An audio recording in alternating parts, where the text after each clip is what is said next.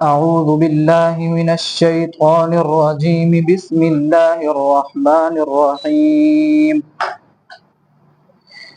إن الذين يكتمون ما أنزلنا من البينات والهدى من بعد ما بيناه للناس في الكتاب أولئك يلعنهم الله ويلعنهم اللاعنون إلا الذين تابوا وأصلحوا وبينوا فأولئك أتوب عليهم وأنا التواب الرحيم إن الذين كفروا وماتوا وهم كفار أولئك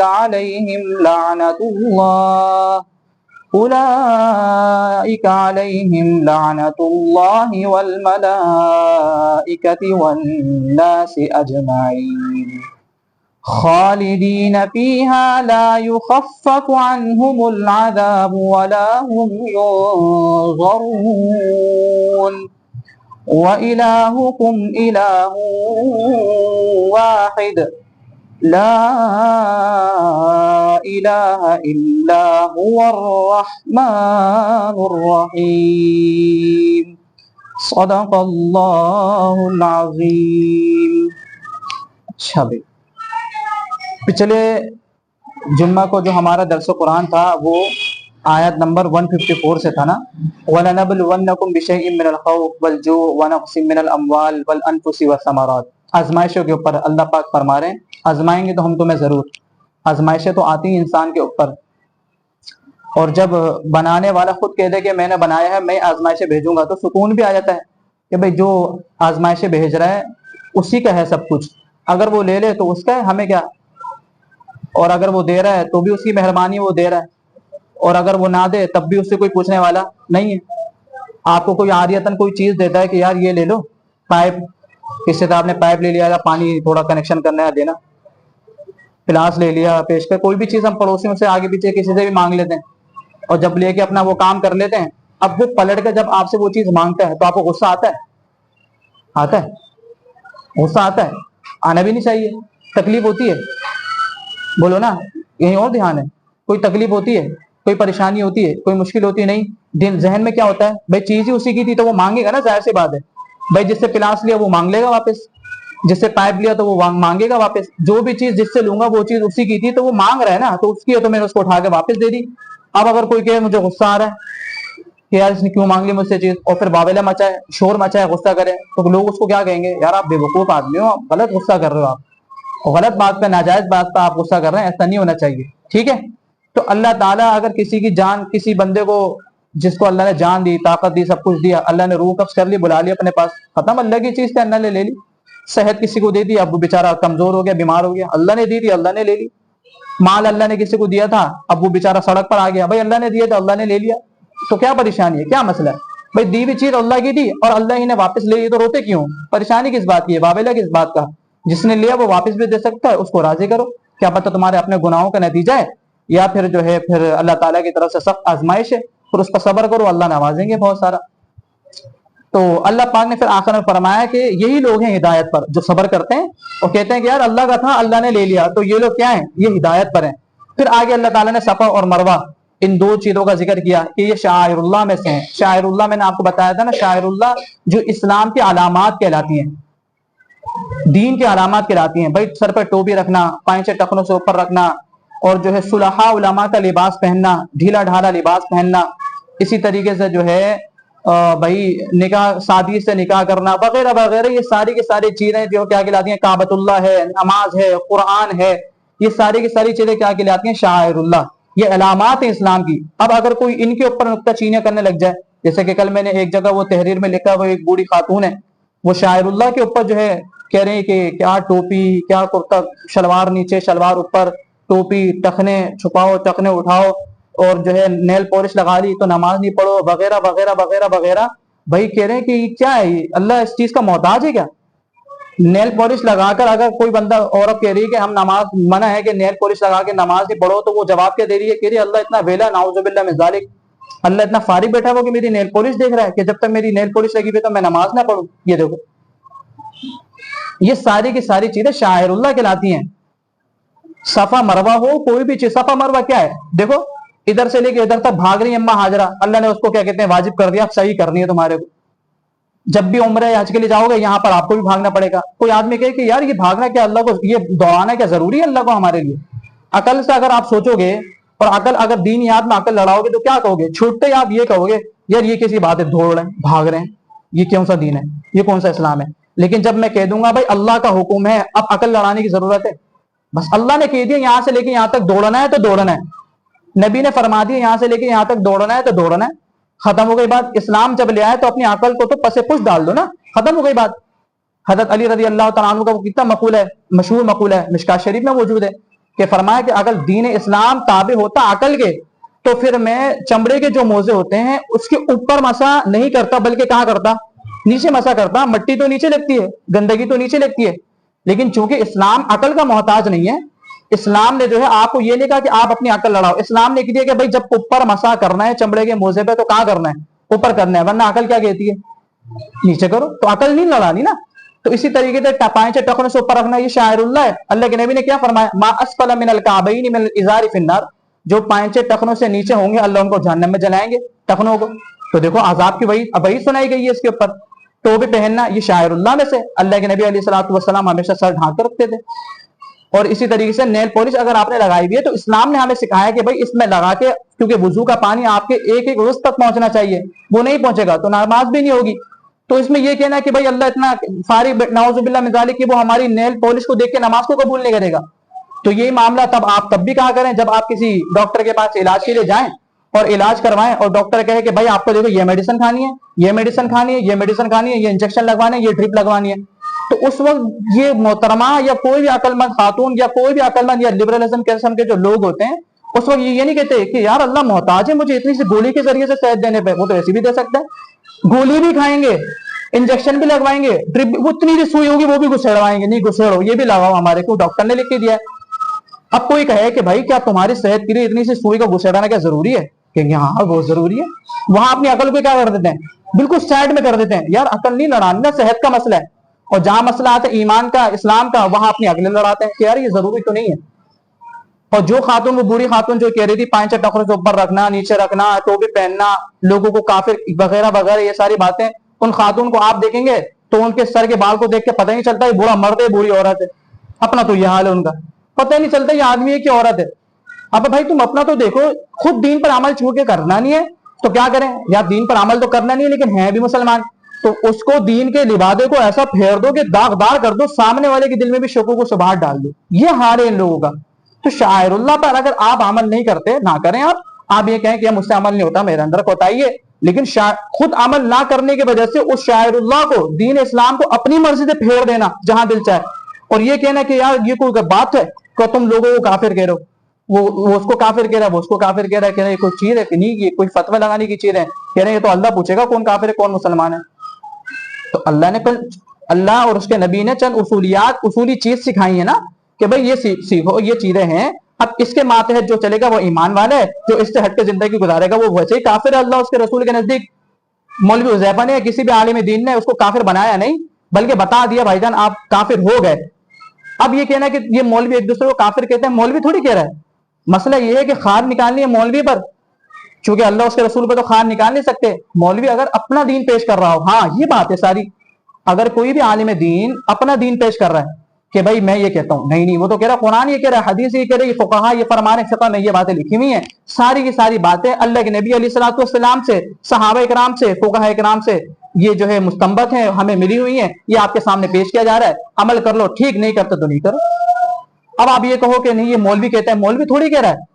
آپ مولوی کی بات کو تب رد کرو جب مولوی کہہ رہا ہو, وہ تو کہہ رہا ہے قرآن کہہ رہا ہے, لیکن آپ نے قرآن کی بات کو رد کس لیے کر دیا, کیونکہ یہ فلاں مولوی کہہ رہا ہے. مولوی کا بغض آپ نے قرآن کا بھی بغض تھا, مولوی کے اندر نکال دیا, کیونکہ مولوی آپ کو پسند نہیں ہے, آپ کو عالم پسند نہیں ہے. تو پھر آپ ایسا کریں, آپ کن عالمن او متعلما, خود عالم بن جاؤ, خود علم حاصل کرنے والے بن جاؤ, خود دین سیکھ لو اتنا زیادہ. لیکن جو خود دین سیکھتا ہے پھر وہ کیا, خود جب بن جاتا ہے علامہ, اور خود جب بغیر کسی استاد کے جب علم پڑھنا شروع کرتا ہے اور دین سیکھنا شروع کرتا ہے, تو پھر کیا حال ہوتا ہے. وہ آج ہمارے مذہبی اسکالر کے ہمارے سامنے, جس طرح کہ وہ ساحل ندیم صاحب لگے میں, کہ نہیں کوئی حاکم مبکی جو ہے کوئی اتباع نہیں کرنی ہم نے. مفتی طارق مسعود صاحب جواب دے رہے ہیں, وہ کہہ رہے ہیں کہ مفتی صاحب سے پوچھو کیا بات, آپ لوگوں نے سنا نا وہ کلپ کہ حاکم مبکی کوئی اطاعت نہیں ہے. اور مشکات شریف میں روایت موجود ہے, بخاری و مسلم کی روایت موجود ہے, اللہ کے نبی نے فرمایا کہ اگر تمہارے اوپر اگر کشمش کے سر کے جیسا بھی اگر بادشاہ مقرر کر دیا جائے تب بھی تم نے اس کی اطاعت کرنی ہے, جب تک کہ وہ تمہیں کفر کے اوپر مجبور نہ کر دے. البتہ جب تمہیں کفر کے اوپر مجبور کر دے نہیں کرو اس کی اطاعت. تو آپ کا کوئی حاکم وقت آپ کو کفر میں مجبور کر رہا ہے, نمازیں پڑھنے سے روک رہا ہے, نہیں روک رہا. یہی تو انہوں نے بیان کی تھی. ہاں البتہ جب وہ آپ کو حرام پر کفر پر مجبور کرے نہیں کرنی اس کی اطاعت. صاف روایتیں موجود ہیں, حتیٰ کہ ایک روایت میں تو یہاں تک آیا, اللہ پاک کبھی میں معاف فرمائے, یہاں تک کیا مشکات شریف کی روایت ہے کہ اللہ کے نبی سے صحابی نے سوال کیے حاکم وقت کے متعلق, اگر وہ ایسا ہو یوں ہو ظلم کرتا ہوں وغیرہ وغیرہ.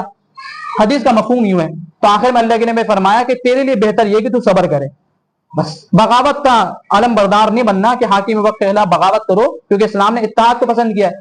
تو یہ لوگ چند حدیثیں دیکھ لیتے ہیں اور اس کو لوگوں کے سامنے بیان کر دیتے ہیں, نہ محدثین کی اس میں کوئی تشریح پڑھتے ہیں جو اس علم کے ان فن کے ماہر ہیں, نہ ان کو دیکھتے ہیں, اور نہ ہی کیا کہتے ہیں علماء اکرام سے رابطے کرتے ہیں, نہ ہی علم میں کوئی رسوخ ہوتا ہے. بس بڑے بڑے علماء ایک جگہ, اور ایک جس کا پتہ ہی نہیں چلتا شجرہ نسب جا کے کہاں سے مل رہا ہے, سلسلہ نسب کہاں سے جا کے مل رہا ہے, سند کہاں سے مل رہی ہے, وہ ایک اپنی اکیلے تنہا بات کر رہا ہے, کہہ رہا ہے ان سب کو چھوڑو, میں کہہ رہا ہوں یہ صحیح کہہ رہا ہوں. کیسے ہو سکتا بھائی؟ مفتی تقی عثمانی صاحب دامت برکاتہم العالیہ ایک جگہ, اور دیگر علماء سارے کے سارے ایک جگہ, اور ایک کھڑا ہو کے کہہ رہا ہے میں کہہ رہا ہوں نا حدیث میں آتا ہے. تو بھائی حدیث کا تم نے پڑھی ہے, جو صبح شام بخاری مسلم ترمذی قال اللہ قال رسول کرنے والے لوگ ہیں, وہ کیا غلط بول رہے ہیں, اور تم ایک اکیلے تنہا ٹھیک بول رہے ہو. تو یہ سارا کا سارا مسئلہ ہوتا. بہرحال آج کا ہمارا جو درس ہے وہ یہ ہے, ان الذین یکتمون ما انزلنا من البینات والہدی, بے شک وہ لوگ جو چھپاتے ہیں اس چیز کو جو اللہ نے نازل کری واضح آیات اور ہدایت کی باتیں, من بعد ما بیناہ للناس فی الکتاب, بات اس کے کہ اللہ تعالیٰ ان تمام واضح نشانیوں کو اور ان ہدایت کی باتوں کو لوگوں کے لیے کتاب میں بیان کر چکے ہیں, اس کے باوجود بھی وہ لوگ اس کو کیا کرتے ہیں, چھپاتے ہیں. اولئک یلعنہم اللہ, یہی وہ لوگ ہیں جن پر اللہ کی لعنت, اللہ کی لعنت, ویلعنہم اللاعنون, اور لعنت کرنے والوں کی لعنتیں ہیں ان پر. فرمایا کہ ان الذین یکتمون, بے شک وہ لوگ جو حق کو چھپاتے ہیں, کتمان حق کہلاتا ہے اس کو, آسان لفظوں میں اس کو کہا جاتا ہے کتمان حق, حق کو چھپانا.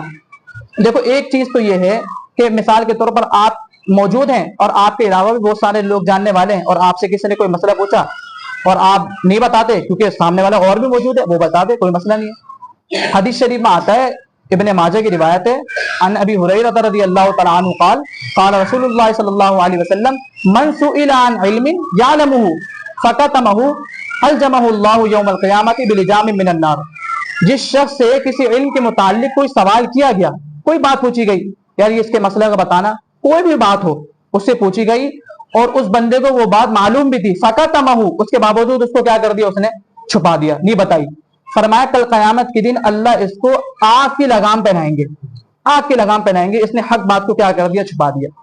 تو یہاں جو قرآن کریم کی آیت سے بھی یہ واضح ہوتا ہے, من البینات والہدی, ہدایت کی واضح باتیں جو قرآن کریم میں موجود ہیں, احادیث رسول اللہ صلی اللہ علیہ وسلم میں موجود ہیں, ان ساری باتوں کو بھی اگر کوئی کیا کر رہا ہے, چھپا رہا ہے, تو وہ اس وعید میں کیا ہے, داخل ہے.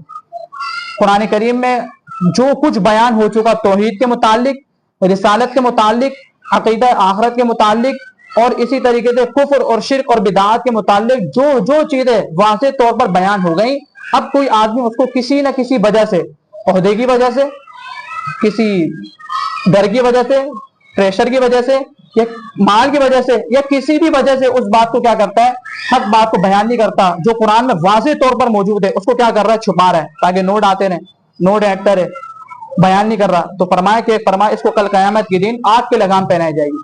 لیکن یاد رکھیں کہ حق بات بیان کرنا, حق بات کو بولنا کسی کے سامنے, اس کا بھی ایک طریقہ کار ہوتا ہے. یا ضروری نہیں ہے کوئی بھی حق بات آپ بولیں تو وہ لٹ مار کر ہی بولیں, آپ ڈنڈے کے زور پر آپ بولیں, یا اس کی جو پٹائی لگا کر ہی اس کو جو ہے حق بات سمجھائیں.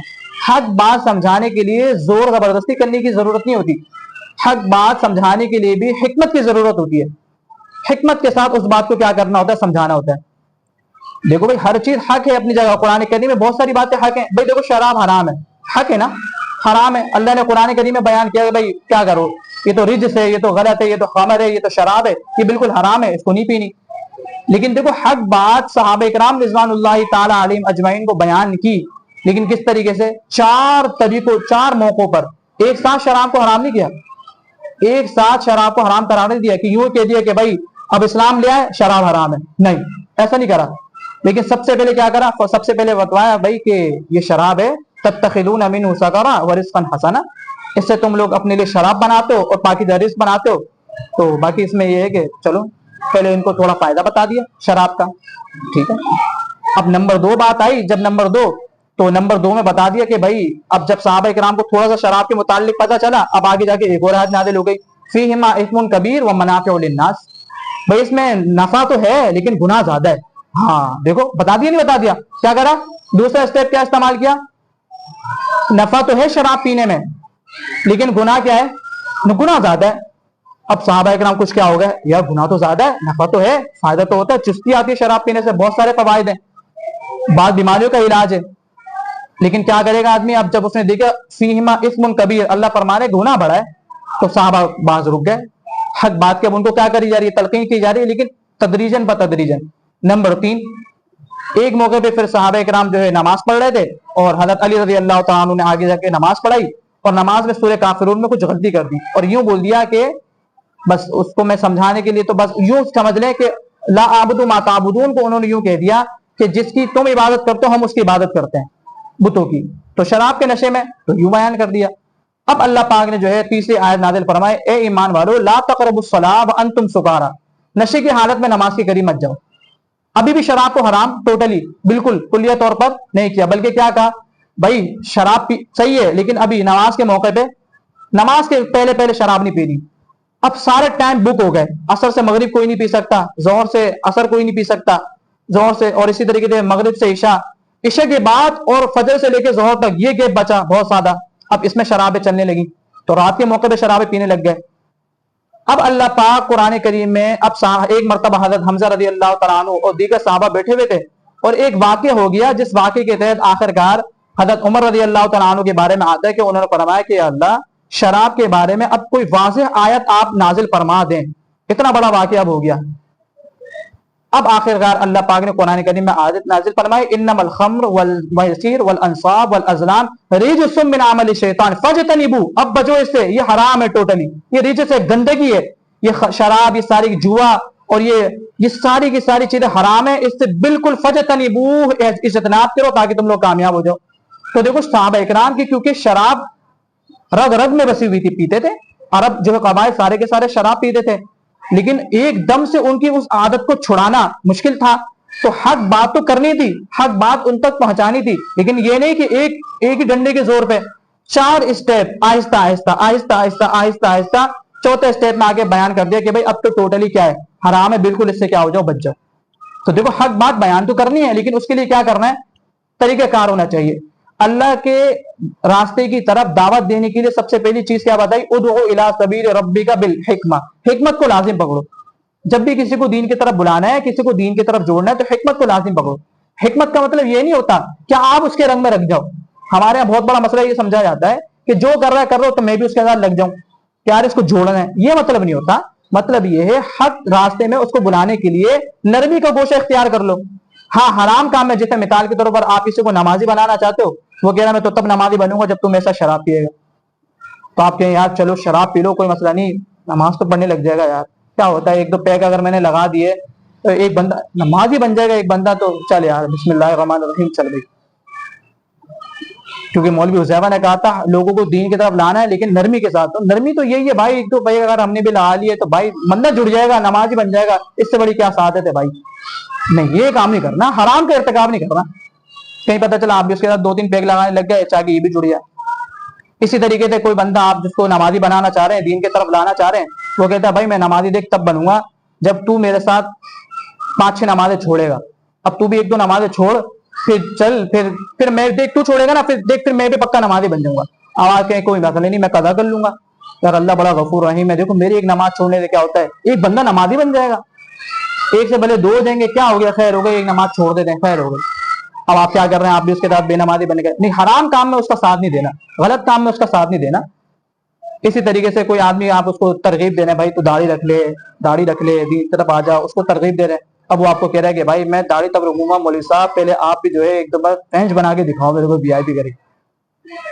تو تھوڑا ہو جائے اینڈ ہو جائے گا. ون سائڈ کٹنگ اگر آپ بھی ایک دفعہ کروا لو میرے ساتھ، دیکھ اگر میرے کو اس طرف لانا چاہ رہا ہے، دیکھ میں بھی تو داڑھی رکھوں گا نا، تو ایک دفعہ تو بھی کیا کر لے، تو بھی تو تھوڑی چکنے پپو لوگ ہو گئے، وی آئی پی لوگ ہو گئے، ایک تو جوانی لوٹ آئے گی، وہ دوبارہ دورہ جا ایک دفعہ ہو جائے مولوی صاحب. اب آپ کہیں کوئی مسئلہ نہیں یار، دیکھو میرے ایک دفعہ داڑھی کٹوانے کی وجہ سے یار یہ دین پر آ جائے گا، داڑھی رکھ لے گا، چلو یار آؤ بھائی اللہ اکبر کبیرہ، چلو بھائی بسم اللہ اللہ اکبر، داڑھی کٹوا دی. نہیں بھائی، یہ میں نے سمجھانے کے لیے تھوڑا مذاق میں چند مثالیں دے دی کہ حرام کام میں اس کے ساتھ نہیں ملنا، غلط کام میں اس کے ساتھ نہیں دینا، کہ ہم کہیں پتہ چلا اس کو جوڑنے کے لیے ہم بھی اس کے ساتھ، بعض لوگ ہمارے کیا کرتے ہیں، یا میں کسی کو کچھ نہیں بولتا، ایسا مزاج ہوتا ہے نا ہمارا ساتھیوں کا، بھائی دیکھو ہم کسی کو کچھ نہیں بولتے، وہ جانے میں اپنا جانے، کسی کا مذہب چھیڑو نہیں، اپنا مذہب چھوڑو نہیں. وہ نماز نہیں پڑھا نہیں پڑھے، تلاوت نہیں کر رہا نہیں کرے، داڑھی نہیں رکھتا نہیں رکھے بھائی، وہ جو ہے جو بھی کر رہا ہے جیسا بھی کر رہا ہے یار، ہم نہیں بولتے یار کسی کے معاملے میں یار، یہ بہت غلط بات ہے کسی کے جو ہے پرسنل زندگی میں یار. دیکھو ان چیزوں سے ہم کیا کرتے ہیں، بچتے ہیں، اجتناب کرتے ہیں بہت زیادہ اپنے آپ کو نا براڈ مائنڈ، ہم لوگ بہت بڑے ذہن کے لوگ ہیں ہم، اور یہ ہم کسی کے یار یہ ہوتی ہے اصل چیز. ہر کسی کے لیے آپ سینہ بڑا کر کے رکھو، کوئی اگر نہیں کرتا نہیں کرے، کوئی مسئلہ نہیں. اللہ نے کوئی لا اکراہ فی الدین، دین میں کوئی سختی تھوڑی ہے، اللہ خود فرما رہے ہیں دین میں کوئی سختی نہیں ہے. یار اگر نماز نہیں پڑھ رہا آپ اس پہ سختی کر رہے ہو، داڑھی نہیں کر رہا آپ اس پہ سختی کر رہے ہو، اور جو ہے اسی طریقے سے کوئی تلاوت نہیں کر رہا آپ اس پہ سختی کر رہے ہو، دین پر نہیں چل رہا آپ سختی کر رہے ہو، مس گیدرنگ میں گھوم رہے آپ اس پہ سختی کر رہے ہو، یار یہ کر رہا آپ سختی کر رہے ہو. چھوڑ دو، لا اکراہ فی الدین، دین میں کوئی سختی نہیں ہے، چھوڑے مت کوئی مسئلہ. میں ایک جگہ ایک دفعہ بیٹھا ہوا خاندان میں رشتہ داروں میں، تو وہاں پر جو ہے بیٹھی ہوئی خاتون نا، تو پتہ نہیں کوئی بیماری کی بات چل رہی تھی کہ بھائی ان کو یہ بیماری ہے. تو یہ خاتون وہ کٹر قسم کی لبرل ہے، میں جانتا ہوں ان کو اچھی طریقے سے، اور خطرناک قسم کی، پڑھی لکھی بہت ہیں یہ، جتنے زیادہ پڑھے لکھے ہوتے ہیں اور دین جانتے نہیں ہے تو یہ ان کے اندر جو ہے یہ ساری چیزیں بھر جاتی ہیں. یہ اپنے یہ دین کو ہر چیز کو عقل کے پرائے میں جھانکتے ہیں، عقل مانتی تو ٹھیک، نہیں مانتی تو مولوی کو چھوڑو آپ، مولوی فلاں مولوی کو میں نہیں یہ بات ہوتی ہے ساری. تو کسی کی بات چل رہی تھی، تو بوڑھی خاتون تھی، تو کسی نے بتایا کہ بھائی ان کی اس بیماری کا علاج تو وہ فلاں مچھلی ہے، وہ مچھلی ہے وہ کھاؤ. تو یہ جو لبرل ایک خاتون نے کہا وہیں بیٹھے بیٹھے، پرانی بات بتا رہا ہوں جب میں تو مولوی بننا شروع ہوا تھا، اپنے خاندان کی بتا رہا ہوں، تو انہوں نے کہا کہ بھائی یہ تو حرام ہے مچھلی، مجھے مچھلی کا نہیں پتا وہ کون سی حرام ہے. کہنے کہ یہ تو مچھلی حرام ہے، یہ نہیں کھا سکتے، یہ ناجائز ہے، بھلے علاج ہے لیکن یہ تو حرام ہے. اب وہ لبرل آنٹی جو ہے وہ اٹھی کہنے لگی دیکھیں یہ حرام حلال کچھ نہیں ہوتا، دیکھیں یہ حرام حلال کچھ نہیں ہوتا، یہ ہمارے مولویوں نے بنایا تھا حرام حلال. ایک بندی کی شفائی اللہ نے اس چیز میں رکھی ہے، آپ اس کو حرام کہتے کہہ رہی ہیں، اللہ نے پھر بنایا کہ اس چیز کو، بات سمجھ میں آ رہی ہے؟ ایک چیز کو جب اس میں شفا ہے تو پھر اللہ نے اس کو بنایا کیوں؟ یہ حرام، یہ مولویوں نے ہماری بنائی دی ہے. ایک چیز بھائی ہے اس کو کھا سکتے ہیں آپ، اور آپ کو بیماری ہے تو دیکھیں ماشاءاللہ کتنے بڑے علامت الدہر والقہر والغضب سارے کے سارے موجود ہیں، اور وہ جو ہے بیان کر رہے ہیں. بات سمجھ میں آ رہی ہے؟ تو اس طریقے سے جو ہے کام ہوتا ہے. تو حق بات بیان کرنے کے لیے بھی حکمت بصیرت چاہیے ہوتی ہے، کسی کو بھی دین کی طرف بلانے کے لیے اور دین پر جوڑنے کے لیے حکمت کا راستہ اختیار کریں، پیار محبت سے آہستہ آہستہ تدریجن اس کو دین کی طرف لانا، دین میں دعوت دینا، اور رات کو جو ہے اس کے لیے اللہ کے سامنے ہاتھ اٹھا کر کیا کرنا، دعائیں کرنا کہ اللہ میں نے دعوت تو دے دی، اب میں آپ کے سامنے ہاتھ اٹھا کر دعا بھی کر رہا ہوں، اس کو دین پر چلا بھی دیں. اب یہی نہیں کہ بس دن بھر ہم دعوت تو دے رہے ہیں اس کو لیکن رات میں اٹھ کے اس کے لیے دعا نہیں کر رہے، تو یہ آپ کی دعوت مؤثر نہیں ہوگی، اثر ہی نہیں ڈالے گی اس کے اوپر.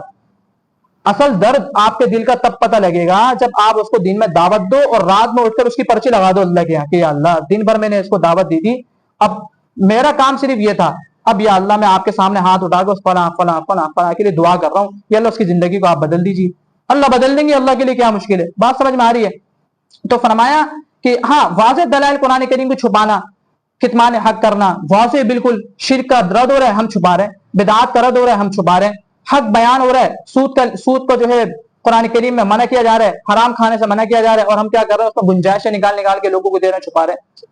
باقی عوام الناس کے سامنے ایسی بات نہ کرنا، جیسے کہ حضرت عبداللہ بن مسعود رضی اللہ عنہ کے بارے میں آتے ہیں، وہ فرماتے ہیں کہ لوگوں کے سامنے ایسی حدیثیں بیان نہ کرو کہ لوگ اس میں شک و شبے میں پڑ جائیں. بخاری میں روایت موجود ہے، حضرت علی رضی اللہ تعالیٰ عنہ نے فرمایا کہ تم لوگوں کے سامنے ایسی واقعات اور ایسی باتیں اور ایسی حدیثیں نہ بیان کرو کہ لوگ جو ہے شک و شبے میں پڑ جائیں. تم کیا چاہتے ہو کہ لوگ اللہ اس کے رسول کا انکار کر دیں؟ تو یہ مسئلہ آگے کھڑا ہو جاتا ہے عوام الناس کے مجمع میں بس عوامی بات.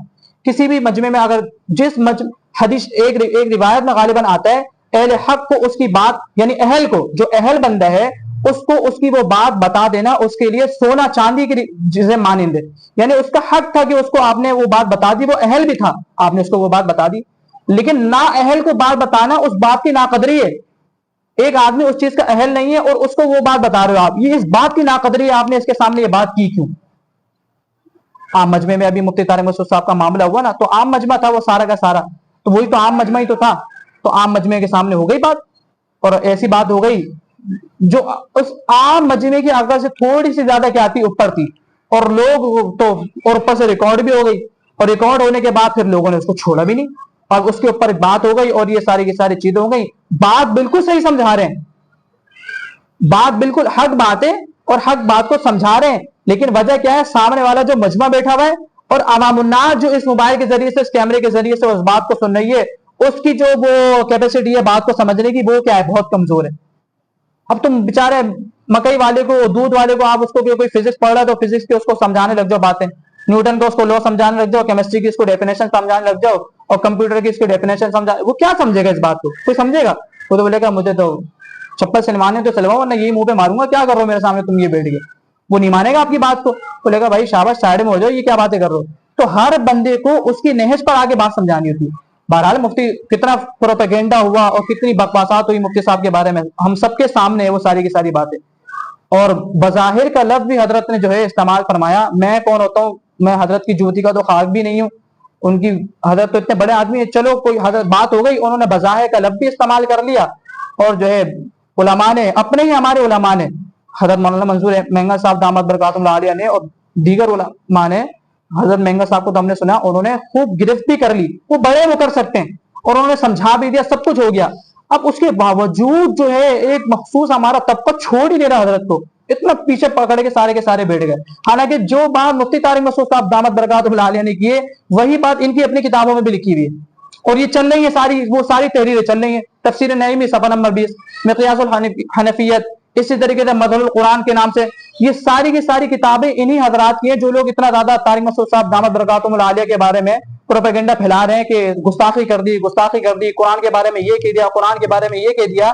وہی لوگ انہی کی کتابوں میں, ان کے علماء نے, ان کے بڑوں نے یہ ساری کی ساری باتیں لکھی ہوئی, ساری کی ساری باتیں لکھی ہوئی ہیں. اور وہ تفسیر نعیمی میں تو صاف صاف وہی الفاظ لکھے ہوئے جو مفتی طارق مسعود صاحب دامت برکاتہ اللہ علیہ نے فرمائے, اور وہی لنس قرآن کے آخر میں جا کے کیا کریے مثال دی ہے. ایک بندہ بظاہراً قرآن, اس کا بیان ہے قرآن کی حقانیت پہ چل رہا ہے, وہ بندہ سمجھائے قرآن کو, قرآن ہی کو رہا ہے, وہ بندہ بتائے نبی کی سیرت کو رہا ہے, قرآن کے عالمی ہونے کو بتا رہا ہے, قرآن کے معجز ہونے کو بتا رہا ہے, اور اسی بندے کے اوپر تم نے کیا لگا دیا, فتویٰ لگا دیا کہ یہ قرآن کی توہین کر رہے ہیں. یار ایک بندہ جو صبح شام جس کا کام قال اللہ قال رسول ہو, بخاری پڑھاتا ہو, ترمذی پڑھاتا ہو, چہرے پہ داڑھی ہو, سر پر امامہ ہو, اللہ اس کے رسول کا دین لے کے پوری دنیا میں وہ بندہ پھر رہا ہے, اس بندے کے کتنے لیکچر توحید کے بارے میں, نبی کی سیرت کے بارے میں یوٹیوب پہ آپ سرچ کرو گے موجود ہیں. اب وہ بندہ نبی کی گستاخی کرے گا, گستاخی قصدن کی جاتی ہے, جیسے عاصم ملونہ نے کی تھی, بھاگ گئی سارے باہر وہاں پر, اور بھی بہت سارے گستاخ ہیں, یہ قصدن کرتے ہیں. اور حضرت سے تو انہوں نے کہا کہ چلو بھائی زبان پہ چل گئی, بظاہر کلب استعمال کر لیا, غلطی ہو گئی, اب اس پر اتنا معافی بھی مانگ لی, رجوع بھی کر لیا, توبہ بھی کر لی سب کے سامنے, اس کے باوجود بھی چھوڑنے کو تیار نہیں ہے. اور وہی باتیں تو اپنی کتابوں میں بھی لکھی ہوئی ہیں, ان کو پکڑنے کے لیے تیار نہیں ہے.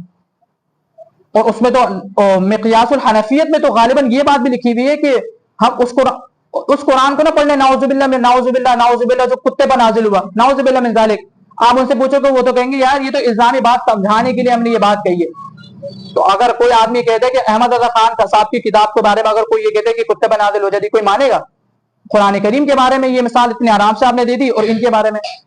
اور یہ ہمارے اکابرین کا اور علماء دیوبند کا یہ خاصہ رہا ہے, جب بھی اس مخصوص طبقے نے ہمارے اکابرین کے بارے میں کسی قسم کی گستاخی کا فتویٰ لگانے کی کوشش کی ہے اور کچھ الفاظ پکڑے, وہی الفاظ ان کی اپنی کتابوں سے نکلے, وہی الفاظ ان کے, لیکن جب تک ان کو وہ آئینہ نہ دکھایا جائے اور جب تک ان کو یہ بات سمجھایا نہ جائے تب تک یہ لوگ مانتے نہیں اور اکابرین کے پیچھے پڑے رہتے ہیں, جب تک ان کو یہ بات سمجھایا نہ جائے. تو وہ سارا کا سارا مسئلہ یہ ہے کہ جب تک سمجھاؤ گے نہیں, جب تک بولو گے نہیں, یہ مانتے نہیں ہے سامنے والے. اب جب انہی کی کتابیں انہی کی تحریریں نکال کر ان کے سامنے پیش کر دیں تو کہہ رہے ہیں وہ پتہ نہیں کہاں سے اٹھا کر لیا, کہاں سے کیا اٹھا کر لیا, تمہاری اپنی کتابیں ساری کی ساری موجود ہیں. کیا ہوا؟ ان کی عزت میں کوئی کمی آ گئی؟ ہر کہ تو وہی ویسے کے ویسے بیانات ہو رہے ہیں، ویسے کی ویسے اللہ نے عزت دی ہے۔ بندہ صبح شام بخاری پڑھاتا ہے، قال اللہ قال رسول پڑھتا ہے، بخاری میں نبی کی سیرت آتی ہے، شمائل آتے ہیں، شمائل ترمذی ہے، نبی کے بال، نبی کے چہرہ، ہر چیز کا ذکر آتا ہے۔ اتنا سب کچھ ہونے کے باوجود بھی ذرہ برابر بھی نہیں سوچا وہ بغض ہے اندر کا بغض ہے کہ نہیں کہ بس ہم تو لگائیں گے زبردستی گستاخی فتویٰ۔ لگاؤ، بالکل لگاؤ، پہلے اپنی کتابوں پہ بھی لگاؤ۔ وہی بات جو مفتی طارق مسعود صاحب دامت برکاتہم اللہ عالیہ نے کی، وہی بالکل سیم ٹو سیم بات تفسیر نعیم میں بھی لکھی ہوئی ہے۔ پہلے آپ ان پر لگا لو، پھر مفتی طارق مسعود صاحب پر بھی فتویٰ لگا دینا۔ بہرحال تو فرمایا کہ حق بات کو چھپانا، بات اس کے واضح ہو جانے کے، واضح حق بات ہو گئی، سب جگہ آ گئی، لیکن اس کے باوجود بھی اس کو چھپانا۔ فرمایا کہ اولئک یلعنہم اللہ، یہ وہ لوگ جن پر اللہ کی لعنت ہے، ویلعنہم اللاعنون، اور لعنت کرنے والوں کی لعنت ہے۔ لعنت کرنے والے برا بن عازب رضی اللہ تعالیٰ عنہ کی روایت موجود ہے، آپ صلی اللہ علیہ وسلم نے فرمایا لاعنون سے مراد یہ ہے کہ جو زمین پر چلنے والے ہیں سب کی لعنت ہے ان پر۔ اللہ نے کوئی یہاں پر تخصیص نہیں کی کہ کس کی لعنت، بس فرمایا یلعنہم اللاعنون، لعنت کرنے والوں کی کیا ہے؟ لعنت۔ اب وہ لعنت کرنے والے کون ہے؟ فرمایا ہر چیز پر ان پہ کیا کرتی ہے؟ جو حق کو چھپانے کیا کرتی ہے؟ بولو، لعنت کرتی ہے۔ فرمایا لیکن اللہ کی رحمت دیکھیں، اللہ کی جو ہے شفقت دیکھیں، فرمایا الا الذین تابوا، مگر وہ لوگ جنہوں نے توبہ کر لی، وَأَصْلَحُوا، توبہ کرنے کے بعد صرف یہ نہیں ہے اللہ توبہ بس نہیں، توبہ کرنے کے بعد پھر اپنی اصلاح بھی کر لی، اپنے اعمال کو سدھار بھی لیا، پچھلے جو گناہ کیے تھے ان کو اس پر جو ہے معافی بھی مانگ لی، اور اسی طریقے سے اگر حقوق العباد ذمے میں تھے اس کو بھی کیا کر دیا؟ ادا کر دیا۔ وَبَيَّنُوا، اور اسی طریقے سے جس چیز کو چھپایا تھا اس چیز کو لوگوں کے سامنے کیا کر دیا؟ واضح بھی کر دیا، بیان بھی کر دیا۔ فَأُولَئِكَ أَتُوبُ عَلَيْهِمْ، بس اللہ ان پر مہربان ہے۔ اس کا آسان سا ترجمہ کیا ہے؟ اللہ ان کی توبہ کو قبول کرنے والا ہے، اللہ ان کی طرف متوجہ ہونے والا ہے۔ وَأَنَا التَّوَّابُ الرَّحِيمُ، اور اللہ خوب توبہ کو قبول کرنے والا، رحیم، خوب رحم کرنے والا ہے۔ تو اسی طریقے سے جو آدمی توبہ کر لے، لیکن توبہ کا مطلب کیا ہوتا ہے؟ توبہ کا مطلب یہ ہوتا ہے کہ توبہ کر لی، اپنے گناہوں کی معافی مانگ لی، نمبر 2 پھر اس گناہ پر ندامت بھی ہو، نمبر 3 پھر اس کو نہ کرنے کا عزم ہو۔ صرف یہ نہیں ایک دفعہ معافی مانگ لی پھر وہی گناہ کر رہے ہیں اور اس گناہ پر ندامت بھی نہیں ہے۔ وہ گناہ سب سے خطرناک گناہ ہے جس گناہ کو کرنے کے بعد اس پر ندامت نہ ہو، شرمندگی نہ ہو کہ یار مجھ سے گناہ ہو گیا، دھڑلے سے بیٹھے میں کوئی پریشانی نہیں ہو رہی، نہیں، گناہ ہو گیا اب اس پر ندامت ہے۔ حدیث شریف میں آتا ہے مومن کی مثال تو ایسی ہے کہ جب اس سے کوئی گناہ ہو جائے تو ایسا ہے جیسے پہاڑ اس کے اوپر پہاڑ معلق ہو گیا اس کے اوپر کہ یار یہ میرے پر کیا آگے بس یہ گر جائے گا میرے اوپر، پہاڑ آ گیا اس کے اوپر۔ جب تک وہ اللہ سے رو کے اپنی معافی نہیں مانگ لیتا اس کو ایسا لگتا ہے جیسے میرے اوپر پہاڑ اب گر جائے گا، یعنی اتنا بوجھ موجود ہوتا ہے اس کے سر پر، گناہ ہو گیا اس سے۔ اور کافر، منافق اور فاجر فاسق کی علامت کیا ہے؟ جب اس سے گناہ ہو جاتا ہے ایسا لگتا ہے ناک میں مکھی بیٹھی تھی اڑا دی، کچھ بھی نہیں ہوا، کوئی پریشانی نہیں۔ اب ہم لوگ اپنا حال دیکھ لیں، ہم کس کیٹیگری میں؟ ہماری مثال وہی والی ہے کہ جب گناہ ہو جائے تو پہاڑ کا بوجھ محسوس ہوتا ہے، یا وہی مکھی کی طرح بس اڑا دے، کوئی پتہ نہیں چلا، گناہ ہو گیا آگے بڑھو، گناہ ہو گیا آگے بڑھو، اور اس سے ایک اسٹیپ بڑھ کے دوسروں کو بھی بیان کرو۔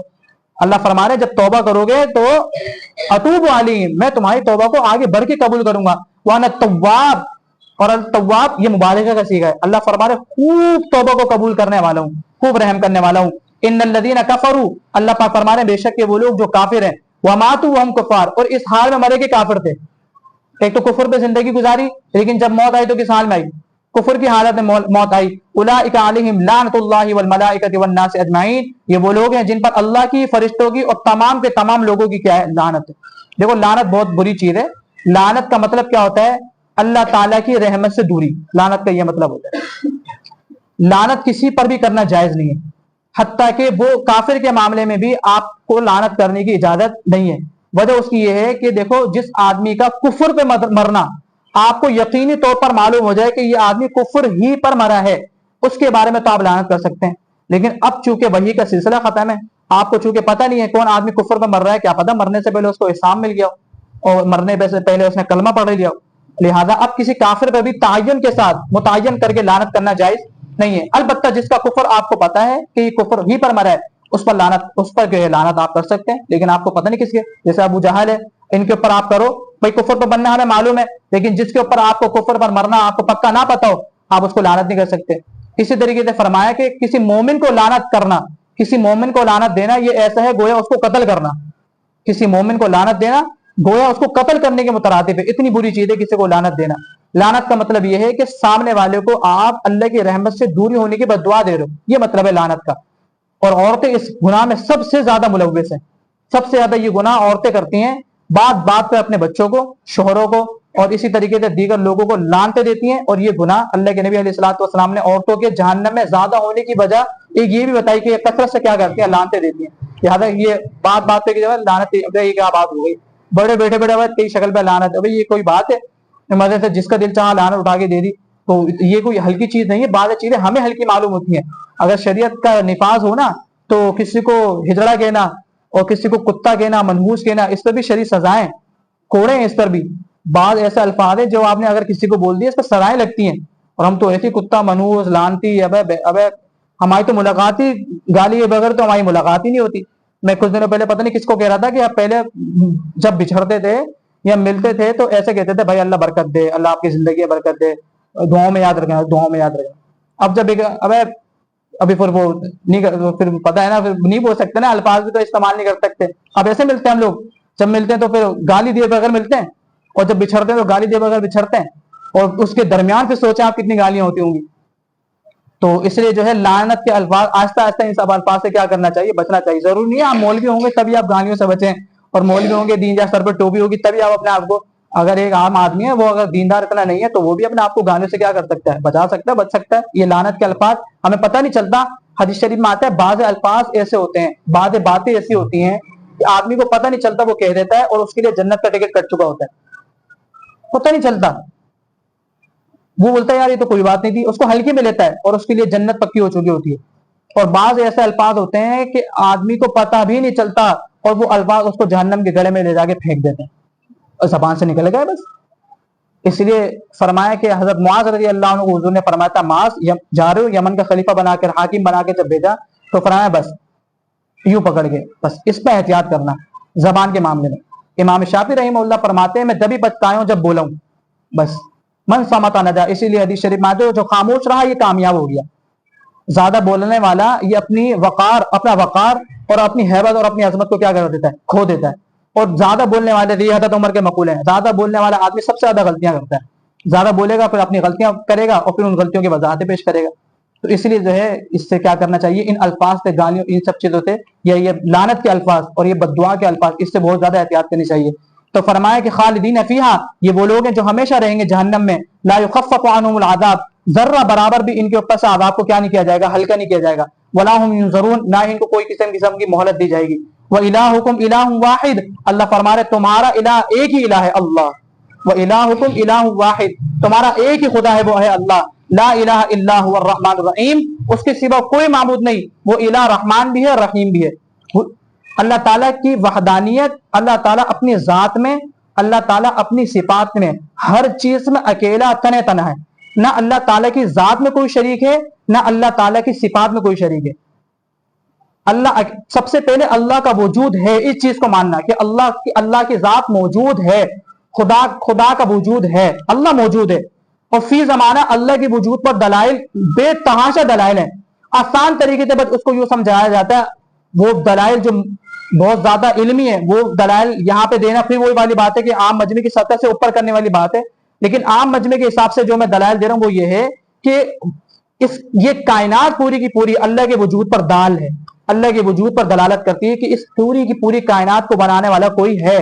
फिर एतराज वो ये लोग करते हैं कि क्या, कि फिर अल्लाह को किसने बनाया? तो भाईजान जो बना, वो यानी आसान सी मिसाल है, जो बनाने वाला होगा वो अपनी जिस चीज को उसने बनाया होगा उसको क्रिएशन कहते हैं ना, क्रिएटर होता है, और जिस चीज को वो बनाता है उसको क्रिएशन कहते हैं। तो वो क्रिएटर अपनी क्रिएशन से क्या होता है, हमेशा बाहर होता है। कंप्यूटर बनाने वाला कंप्यूटर के अंदर होता है, उसके बाहर होगा। तो अल्लाह ने टाइम को, हर चीज को, स्पेस को, जितनी भी चीजों को अल्लाह ने वजूद दिया, तो अल्लाह ये इसको बनाने वाला और अल्लाह इन सब चीजों से क्या है, बिल्कुल बाहर। ये मेरा और आपका जिस्म और मेरा और आपका जहन, मेरी और आपकी आंख और मेरा और आपका पूरा का पूरा बदन, और ये जमीन, ये आसमान, ये चांद, ये सितारे, ये सारी की सारी चीज इस बात पर दलालत करती हैं कि भाई हमें कोई बनाने वाला है। ऐसा नहीं खुद ब खुद सारी की सारी चीजें क्या हो गई हैं, बन गई हैं। इसलिए अल्लाह ने फरमाया वह इलाहुकुम इलाहुन वाहिद, एक ही रब है तुम्हारा, एक ही इलाह है। इन नफी, अब अल्लाह ताला जब, अब ये जो एथिस्ट होते हैं और मुल्हिद जो होते हैं, ये लोग क्या करते हैं, ये लोग आपसे जब भी मिलेंगे या किसी भी आलिम या किसी से भी बहस करते हैं, जैसा हमारे अभी एक क्लिप पर तो एक एथिस्ट जो है कमेंट कर रहा था, उसको जवाब दीजिए। खैर अभी तो उसका कोई कमेंट दोबारा आया नहीं।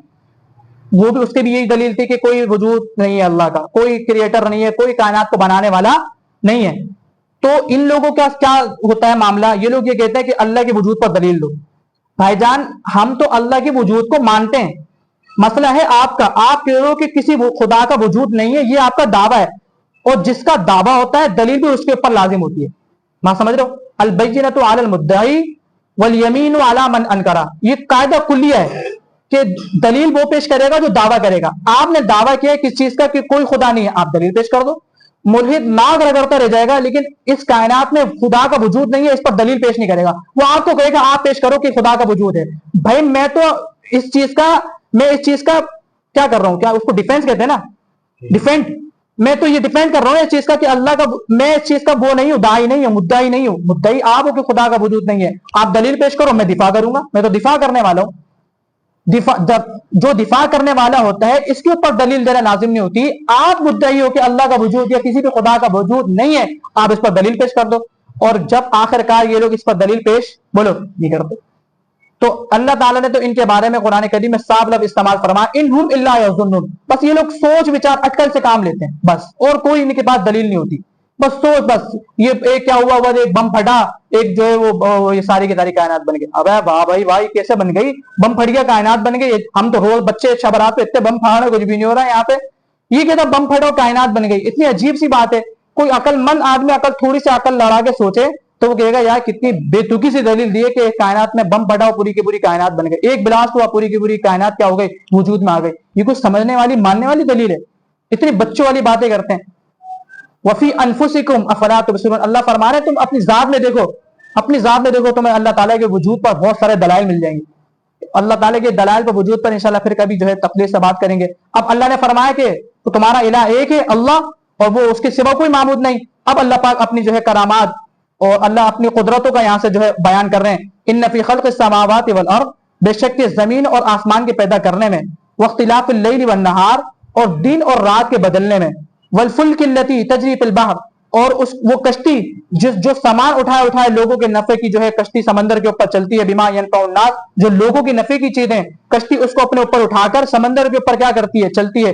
وما انزل اللہ من السماء من ماء, اور یہ چیز میں بھی کہ جو اللہ نے آسمانوں سے بارش نازل کی, اس میں فاحیا به الارض بعد موتها, کہ اللہ نے آسمان سے بارش کو نازل کیا, اور بارش کو نازل کرنے کے بعد اللہ نے اس مردہ زمین کو کیا کر دیا, زندہ کر دیا. وبث فیھا من کل دابہ, اور اس زمین پر اللہ نے طرح طرح کے چوپایوں کو کیا کر دیا, جانوروں کو پھیلا دیا. ان ساری کی ساری چیزوں میں اللہ کی وحدانیت اور اللہ کی قدرت کی کیا ہے, دلیل ہے. زمین و آسمان کو پیدا کرنا, 7 آسمان بنائے, 7 زمینیں بنائی. کس نے بنائی؟ ایک اکیلے تنہا اللہ نے. کسی چیز کا وجود نہیں تھا, اللہ نے اکیلے تنہا اس چیز کو کیا کر دیا, وجود دے دیا. آپ کے اپنی ذات کا وجود نہیں تھا, اللہ نے آپ کی ذات کو کیا کر دیا, وجود دے دیا. 6 دن میں اللہ نے زمین و آسمان کو بنایا, اور وما مسنا من لغوب, اللہ کو تھکاوٹ گزری بھی نہیں. اللہ نے ساری کی ساری کائنات کو بنا دیا. کن فیکون کہتے تو کاری کائنات بن جاتی. لیکن انسانوں کو سکھانے کے لیے کہ دیکھو ہر کام تدریجن بتدریجن آہستہ آہستہ کیا جاتا ہے. ہم چاہتے تو اس زمین و آسمان کو ایک سیکنڈ میں بنا دیتے, لیکن انسانوں کو سکھانے کے لیے جب بھی کوئی کام کرو تو ایک ساتھ کرنے کی نہ سوچو, آہستہ آہستہ. تو فرمایا زمین و آسمان کے پیدا کرنے میں بھی کون دیکھے گا تمہیں, اللہ. فرمایا واختلاف اللیل والنہار, اسی طریقے سے دن اور رات کے بدلنے میں, کبھی دن لمبے ہیں کبھی راتیں چھوٹی ہیں, کبھی راتیں لمبی ہے کبھی دن چھوٹے ہیں, کبھی اندھیرا ہے کبھی روشنی ہے, کبھی سردی ہے کبھی گرمی ہے, کبھی خزاں ہے کبھی بہار ہے. یہ سارے کے سارے یہ موسموں کو بدلنے والا یہ سب کون کر رہا ہے, ایک اکیلا تنہا اللہ. ارے بتاؤ تو صحیح, یہ سمندر کے اوپر جو کشتی چل رہی ہے, اتنا ہلکا سمندر, اتنی بھاری عمارتوں جیسی کشتی, اس سمندر کے اوپر کون چلا رہا ہے, ایک اکیلا تنہا اللہ. کوئی ذات ہے جو اس کشتی کو سنبھالی ہوئی ہے. اگر وہ چاہے تو اس سمندر کو حکم دے, سمندر اپنے اندر کشتی کو, جیسے ٹائٹینک کے جہاز کو پورا کا پورا اپنے اندر غرق کر لیا.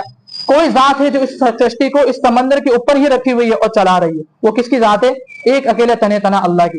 اور فرمایا والفلک التی تجری فی البحر بما ینفع الناس, جس میں لوگوں کے لیے نفع ہیں, لوگوں کی نفع کی چیزیں وہ اپنے اوپر کیا کر رہی ہے, لے کے چل رہی ہے.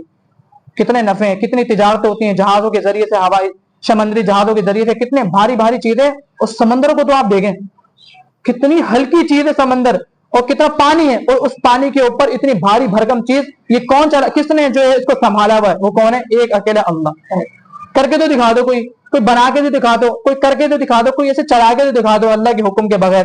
فرمایا वमा अंज़लल्लाहु मिनस समाई मिन माइन फअहया बिल अर्ज़ बअद मौतिहा, और उसमें भी अल्लाह ताला की निशानी है कि अल्लाह ने आसमान से बारिश को नाजिल किया और उससे मुर्दा जमीन को अल्लाह ने क्या कर दिया, जिंदा कर दिया। सारा का सारा सूखा, आप कभी गांव देहातों में जमातों में जाएंगे ना तो देखेंगे सूखा पड़ा हुआ है सारा बयाबान, जंगल बयाबान, बारिश के लिए तरस रहे होते हैं, और यूं बारिश हुई और यूं हरियाली हरियाली हर जगह नजर आना शुरू हो जाती है, गोया एक मुर्दा जमीन थी उसमें क्या आ गई, जिंदगी आ गई। ये कौन करने वाला है, बोलो?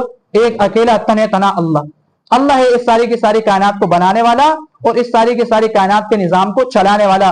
तो फरमाया वबस सफीहा मिन कुल्ली दाब्बा, और मुख्तलिफ जानवर अल्लाह ने जो है सारे के सारे जमीन में फैला दिए। व तसरीफ रियाह व सहाब मुसख्खर, और हवाओं का तसर्रुफ, हवाओं का चलना, और इसी तरीके से बादलों का आसमान और जमीन के दरमियान मुअल्लक रहना। ऐसा लगता है जब आदमी कभी, जो किताबों में लिखा हुआ है कि जहाज में जा रहे हैं और पूछ रहे हैं कि भाई ये कौन सा पहाड़ है, कह रहे हैं ये पहाड़ नहीं है भाईजान, ये बादल है। ये जब बिल्कुल करीब से जाके देखोगे तो ये ऐसा लग रहा है जैसे कोई पहाड़ यहाँ पर जो है, बिल्कुल के पहाड़ यहाँ पर लाकर किसी ने खड़े कर दिए। वह सहाब मुसख्खरी बैन समाई वल अर्द, आसमान और जमीन के दरमियान पहाड़ों को अल्लाह ने क्या कर दिया, मुअल्लक कर दिया। अल्लाह के हुक्म से पानी को उठाते हैं और फिर वहां चले जाते हैं जहां अल्लाह हुक्म करते हैं, फिर वहां जाकर क्या करते हैं, बारिश को बरसाते हैं। बताओ ये कौन है जो कर रहा है? ये क्या खुद ब खुद हो रहा है? ये सारी की सारी चीजें खुद ब खुद हो रही है? ये बारिश खुद ब खुद बरस रही है? ये जमीन से गल्ला खुद ब खुद उग रहा है? ये हवाएं खुद ब खुद चल रही हैं? ये जो है ये कलियां महक रही हैं, ये खुशबू चहक रही है, सारी की सारी चीजें ये क्यों हो रही हैं और कैसे हो रही हैं? एक मुर्दा जमीन थी और वो एकदम जिंदा हो गई, हरी भरी हो गई। बताओ इसको करने वाला कौन है? एक अकेला तने तना अल्लाह। ये अल्लाह की वजूद पर दलाइल है, करके तो दिखा दो खुद कुछ। आप अपने वजूद के मालिक नहीं हो, अपने वजूद में तुम किसी की जात के मोहताज हो। जब मर जाओगे तब भी किसी के मोहताज होगे। तुम खुद कैसे पैदा हो गए?